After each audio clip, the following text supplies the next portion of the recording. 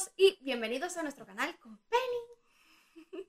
Y yo soy Mary y hoy os traigo un libro de Thomas Pynchon, en concreto Bleeding Edge, que en español está traducido como Al Límite, que es una novela postmodernista como la mayor parte de las obras de este escritor norteamericano, pero que se encuadra también dentro del género de la novela negra y del cyberpunk, o sea, que es una mezcla así extraña con las características típicas de este escritor, que ni siquiera puede considerarse postmodernista porque es un género en el mismo. Es una novela que en el momento en que estoy grabando este vídeo es la última que se ha publicado de él en el 2013. Y hay que tener en cuenta que Pynchon tiene ya 84 años, más que nada porque este libro trata sobre todo sobre informática y temas muy modernos, y que no deja de sorprender el conocimiento enciclopédico que tiene este señor, que tenemos que tener en cuenta que lo escribió cuando se estaba acercando ya a los 80 años. Y no deja de impresionar Pynchon, bueno, no solamente porque es un señor muy extraño, que no deja que le hagan fotos y que se dedica a hacer el troll por internet, pero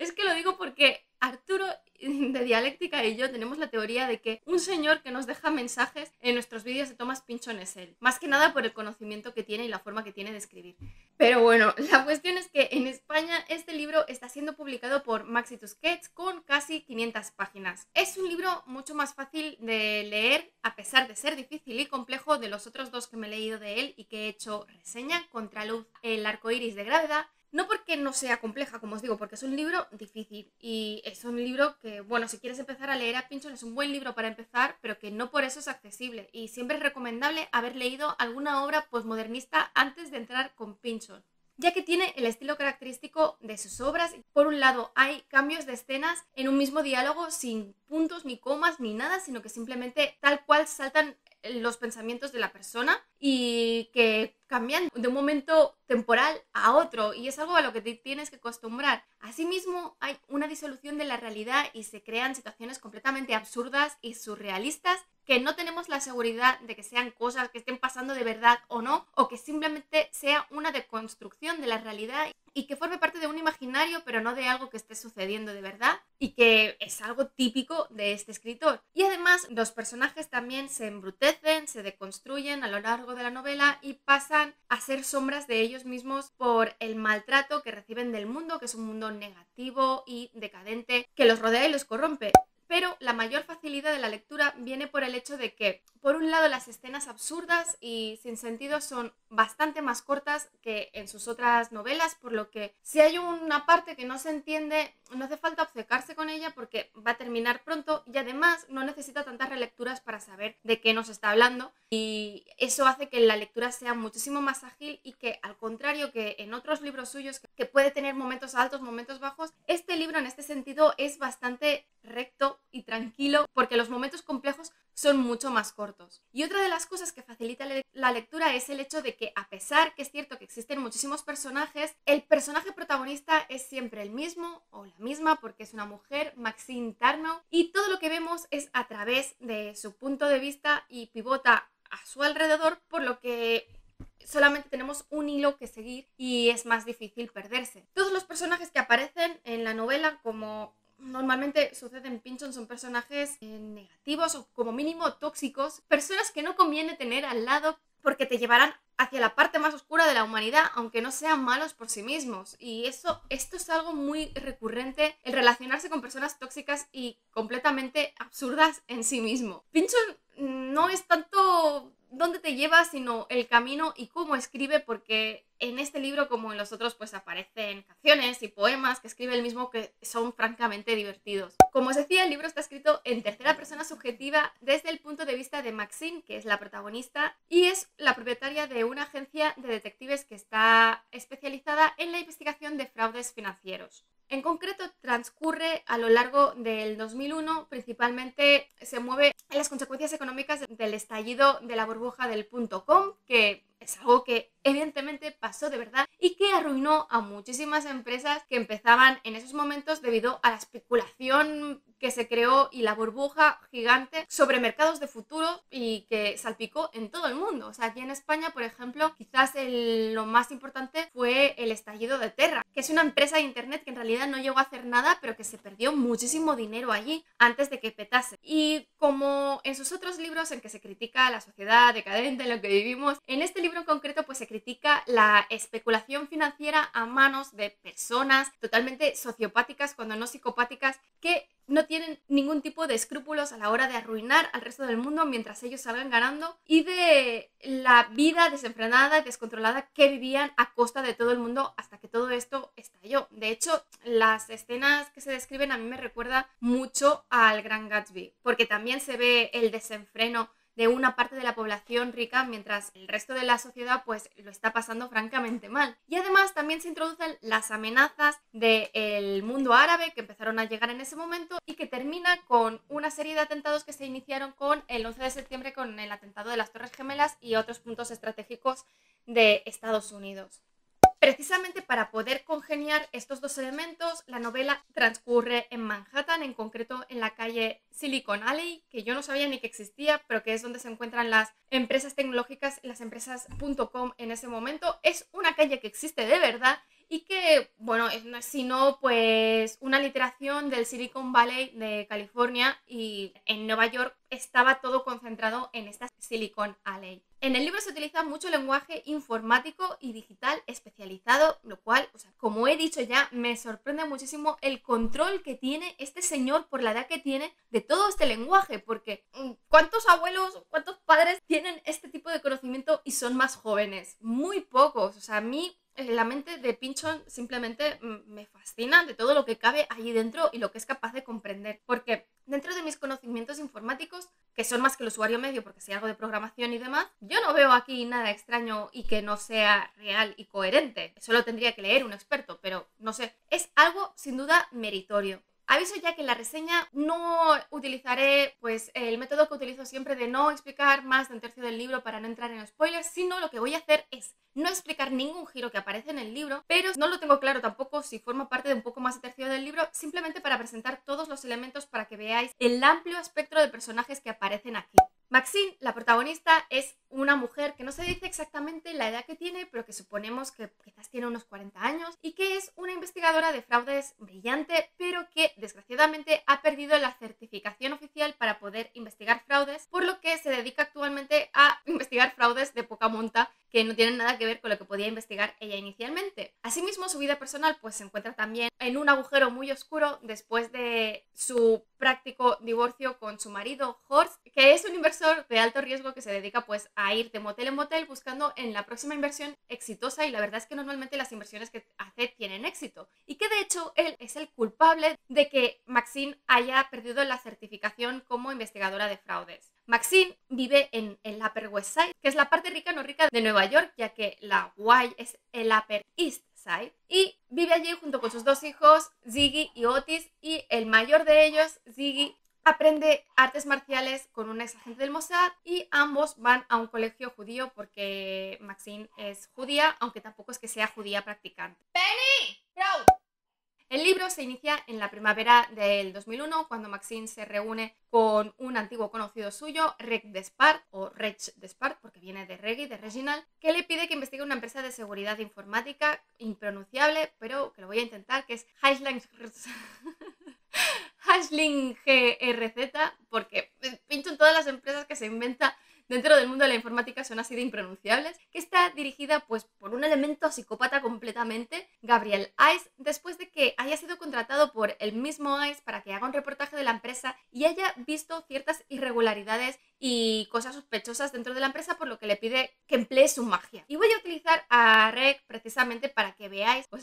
los personajes surrealistas y las situaciones absurdas que crea Pynchon. Reg es un personajazo en sí mismo, ya que originalmente se ganaba la vida pues de forma ilegal grabando screeners en las salas de cine, es decir, iba con su cámara y grababa las películas para poder revenderlas después pues a través de una mafia en las calles. Todos hemos comprado estas películas, nos guste admitirlo o no, que se veían fatal, y en un momento dado pues decidió que para él no era suficiente grabar la película en sí sin moverse y empezó a aplicar zooms, y las personas que empezaron a ver estas películas, que precisamente formaban parte de las productoras que hacían estas películas, pues quedaron fascinados por el uso del zoom y empezó a ser contratado para realizar documentales precisamente por esta técnica. Lo cual no deja de ser curioso. Maxine conoció a Reg después de que su mejor amiga Heidi la obligase a irse en un crucero para olvidarse de la separación de su marido y diese un paso hacia adelante después de decirle que había tenido una aventura con su ex marido y Maxine no piensa en ningún momento de mandar a la mierda a su amiga, por mucho de que haga muchos años que sean amigas, porque son amigas de la infancia.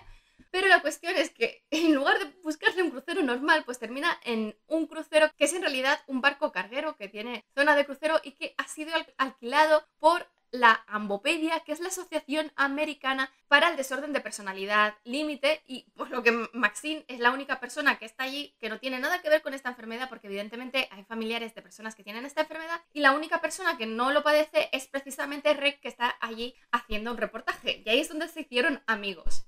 Por curiosidad, porque Reg no es que le vaya a pagar, Maxine decide aplicar una serie de fórmulas típicas dentro del ámbito de la investigación de fraude financiero, y todos estos test básicos pues fallan estrepitosamente y empieza a detectar grandes cantidades de dinero que han sido desviadas y que desaparecen de las empresas, y que de hecho esto se hace a través de una empresa de hosting que ya ha dejado de existir y que, a pesar de que se ha declarado en bancarrota y ya no existe, pues sigue llevando a cabo estas operaciones. Maxine decide ir a investigar en la sede de esta empresa difunta y allí se encuentra con una antigua empleada temporal, pues que sigue yendo allí para utilizar la banda ancha para conectarse, y junto con ella pues descubre que esta empresa tenía conexiones con el mundo árabe. Inmediatamente pues Maxine relaciona una cosa con la otra, que se está utilizando el dinero de Gabriel Ice para financiar algo en el mundo árabe, y a pesar de que Maxine empieza a detectar que está siendo seguida a todos lados, ella sigue investigando porque no le importa nada y se reúne con Rocky Slagiat, que es un italiano muy majo, pero algo mafiosillo, porque como os digo, todos los personajes que aparecen aquí son personajes tóxicos, y que es uno de los principales inversores de capital riesgo de las startups de Gabriel Ice. Y cuando Maxine le descubre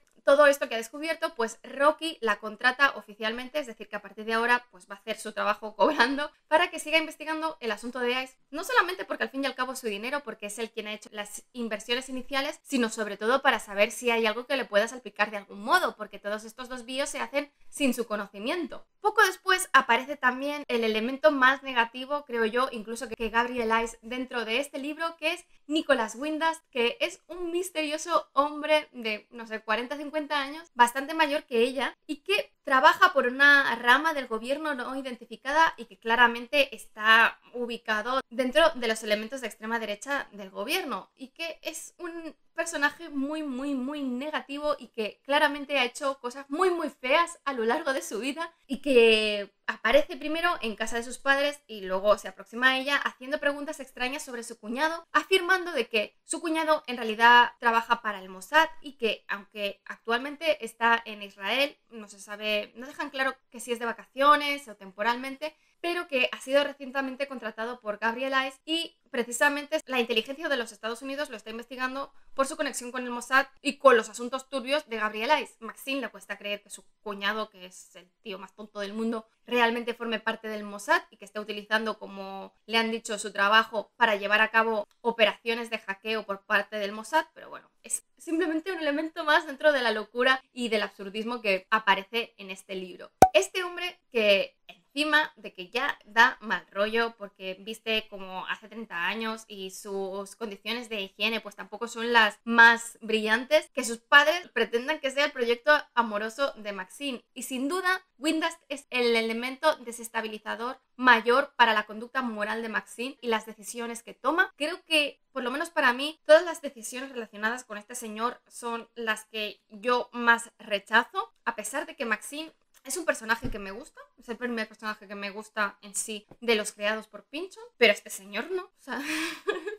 Conjuntamente con esta investigación, pues aparecen otros elementos importantes a lo largo del libro que van apareciendo y que simplemente voy a mencionar para dejarlos ahí colocados. El primero es Marge Kelleher, que es la suegra de Gabriel Ice y que es una activista importante que de hecho Maxine conoce desde hace años y que por ello aprovecha para hacerle preguntas sobre todo este tema. Marge, de hecho, está llevando a cabo una campaña activa contra las actividades sospechosas de su yerno y las consecuencias que éstas pueden tener para su hija, a pesar de que no tiene contacto con ella porque ha roto toda la relación con ella, o sea, la hija con la madre, no la madre con la hija. Otro personaje importante es Birba McElmo, que es la madre de Fiona, la mejor amiga del hijo pequeño de Maxine, y que es importante porque su marido tiene una empresa informática de las pocas que sobrevivieron al crash de las .com y que vinieron a vivir a Nueva York desde California, y su marido y su socio han creado una especie de realidad virtual a la que se puede acceder a través de la Deep Web,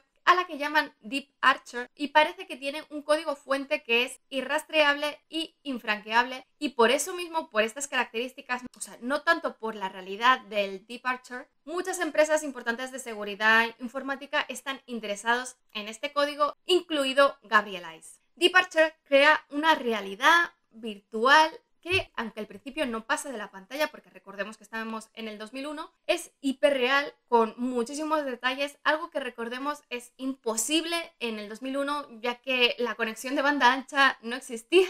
así que es imposible que hubiese tanto detalle, y su forma de funcionar a mí me recuerda muchísimo a la Matrix creada en Neuromante por William Gibson, y precisamente esta realidad se utilizará para jugar sobre la realidad que está viviendo Maxine, si lo que sucede sucede en el juego o sucede en el mundo exterior, porque cuando está dentro de esta realidad no parece que esté tratando con la pantalla, sino que ella esté físicamente allí en lugar de un avatar, aunque ella dice en todo momento que es un avatar y que es a través de una pantalla, sino que crea una confusión y un quebrantamiento y una disolución de la realidad que en otros libros Pynchon pues son otras cosas, y en este libro es esto, no tiene nada más. También aparecen diferentes personajes y elementos del mundo de la informática y del hackeo, algunos más pintorescos que otros, y el personaje así que también es muy gracioso es un repartidor que trabaja para una empresa que ya no existe pero que sigue llevando su uniforme y que le sigue trayendo a Maxine paquetes que ella no ha pedido y que no sale el remitente con información sensible o clasificada del gobierno, es decir, que ¿quién le mandará estos paquetes? Porque no queda claro en ningún momento. Algunos sí, pero otros no. A medida que avanza el libro, pues todos estos elementos son cada vez más extraños y crean situaciones más extravagantes y más surrealistas. Y bueno, es cierto que este libro pues, tiene un final también más cerrado que los otros dos libros que he leído de Pynchon. No podemos esperar que todo en el libro tenga sentido y que tenga un final cerrado, pero que sinceramente hasta ahora es el libro más fácil que he leído de Thomas Pynchon. Así que yo os lo recomiendo si os gusta este género, pero como he dicho siempre, Pynchon no es para todo el mundo o para todos los momentos vitales de todo el mundo. Esto no quiere decir que en el futuro no os apetezca leerlo y os guste, pero yo si me hubiese leído este libro o cualquiera de los de Pynchon hace 10 años no los habría disfrutado, seguramente no los habría terminado. En fin, espero que os haya gustado, si es así, dadle a like, dejad comentarios que ya sabéis que siempre los contesto, si no estáis suscritos, suscribíos y sobre todo dadle a la campanilla para que YouTube os avise de cuando cuelgo nuevos vídeos, que ya os avanzo que los siguientes van a ser los siguientes de La Primera Ley de Joe Abercrombie, Matadero 5 de Kurt Vonnegut, La Princesa Prometida y en el ámbito de los cómics, el volumen 3 de Hellblazer de Jamie Delano, que ya terminó con él, y los siguientes cómics seguramente serán algún cómic europeo, aunque no tengo claro aún cuál. Nos vemos en el siguiente vídeo.